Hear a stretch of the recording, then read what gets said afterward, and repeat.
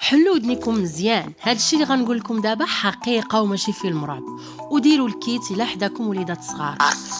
هاد الزوجه الشريره 12 عام وهي دافنه راجلها في الكراج، وهي الفوق كتاكل وتشرب وتنعس وعايشه عادي بحال ما وقعت حتى شي حاجه. لفعه واش من لفعه، هذه هي اللي كيتقال عليها تقتل الميت وشي في جنازته. من اخطر انواع المجرمين.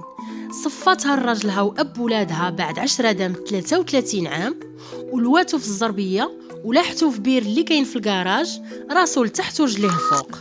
ومشات بوجهها صحيح المختفون تقلب عليه وتشكي وتبكي بدموع التماسيح على فراقه. هذه يا اما مريضه مرض نفسي خطير، يا اما من اذكى المجرمين المتسلسلين بحال هذوك اللي كنشوفوا في الافلام. ولكن من هذا الشيء كامل ربي كبير والروح عزيزه عنده. مؤخرا مشى خوها اللي ساكن في قنيطره وخدام حتى هو صباغ لولايه الامن يبلغ بواحد الجريمه اللي دارتها اختو في مارتيل هذه 12 عام.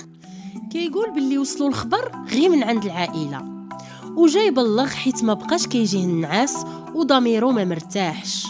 شرطه القنيطره سمعوا ليه وطلقوه واتصلوا في البلاصه مع امن تطوار وخبروهم، اللي مشاو بدورهم لدار المتهمه وبداو يستجوبوا فيها. بطبيعه الحال نكرت كل شيء وبقات صامده بحال مدربينها، ولكن في التالي وبالخبره ديال الرجال ونساء الامن اعترفت وقالت واشتو هاد خويا اللي كاين في القنيطره وقال لكم هاد الشيء راه هو اللي كان معايا وعاونني ودفنوا معايا. رجعوا بطبيعه الحال القنيطره جمعوه، تقدموا بجوج الوكيل الملك، راهم حاليا في السجن المحلي في انتظار التحقيق وتشريح بقايا الزوج اللي جبدوا من البير.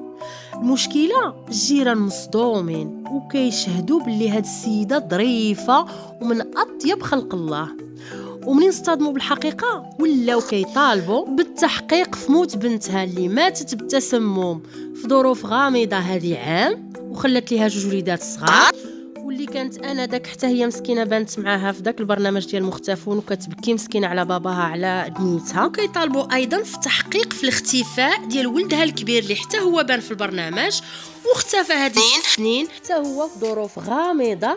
وكتقول الناس ملي كيسولوها فين راه كتقول لهم اودي راه مشى للجزائر يخدم ومشى ولا لليبيا. شنو كتظنوا زعما تكون هذا الوحش الادمي صفاتها حتى لكبدتها؟